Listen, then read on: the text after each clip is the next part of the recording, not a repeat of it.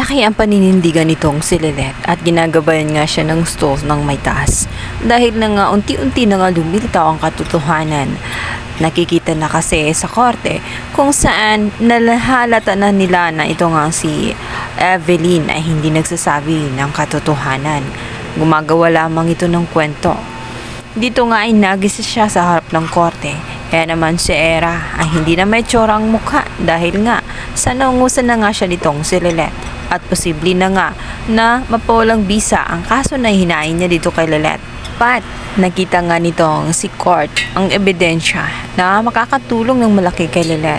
Isang tao kasi ang lumapit sa kanya at nagsalita kung saan ng mga time na yun ay saksi siya na may taong umaaligid-aligid sa kanya. Ayun nga ay walang iba kundi itong si Ino. Nakaputing damit at nakamotor. Nakasuot ng helmet nga ng naturang tao na sisiguraduhin lang umano na maging ligtas ang kanyang kapakanan dahil alam niya na hindi basta-basta ang makakalaban niya at manganganib ang kanyang pamilya maging siya kung kaya't gusto nito na protektahan siya mula sa masasama. Lalo na't ang kakaharapin nila ay hindi basta-bastang kalaban. Kabilang banda, habang patuloy na umuusad ang kaso, dito naman ay makikita nga nitong si Ino ang mga balita sa telebisyon kung kaya nakaramdam siya ng takot. At dito na nga ating makikita na talagang inuusig siya ng kanyang konsensya. Maaari kasing anytime malalaman na ng lahat na siya nga ang may pakana ng lahat.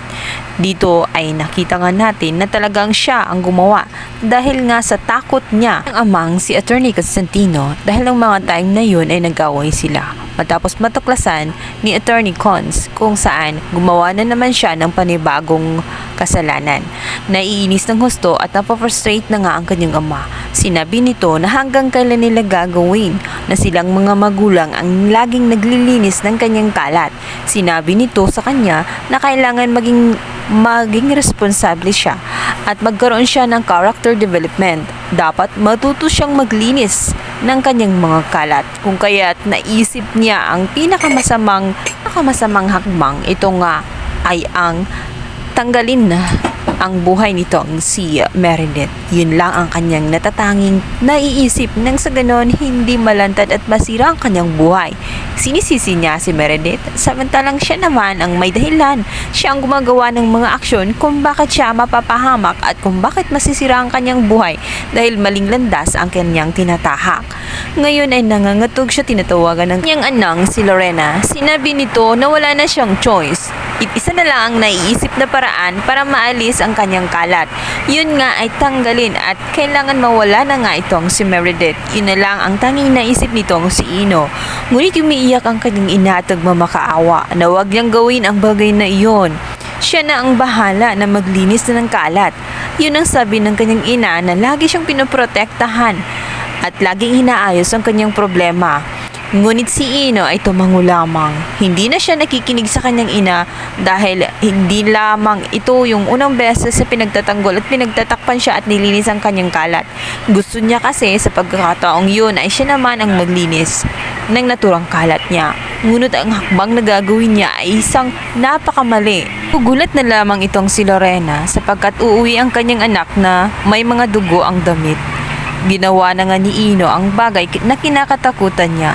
Ngayon ay inuusig si Ino ng kanyang konsensya tuwing makakakita siya ng palabas tungkol sa korte kung saan nililitis nga itong si Lilet.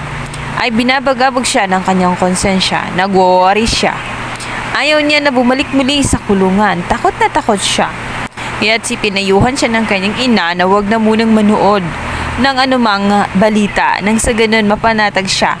Baka lalo lang umanong magulo ang kanyang buhay at makaisip pa siya ng hindi maganda. Lalong dadami ang kanilang problema. Hanggang kailan ba nila itatago ang katotohanan? Ngayong unti-unti na ngang sumisingaw ang kanilang mga baho. Lalo't may tao na nanaawa kay Meredith. Alam niya kasi kung gaano ka-importante si Meredith na tao, kung kaya't siya na lamang ang natatanging pag-asa. Ang makapagsasalita na talagang walang kinamlaman si Lilet sapagkat ibang tao ang nakita niyang umaaligid. Isang lalaki na nakamotorsiklo na nakasuot ng puting damit. Ang taong umaaligid sa bahay nitong si Meredith bago mangyari ang krimen at natitiyak nito na yun ang may kasalanan ng lahat. hindi itong si Lelet.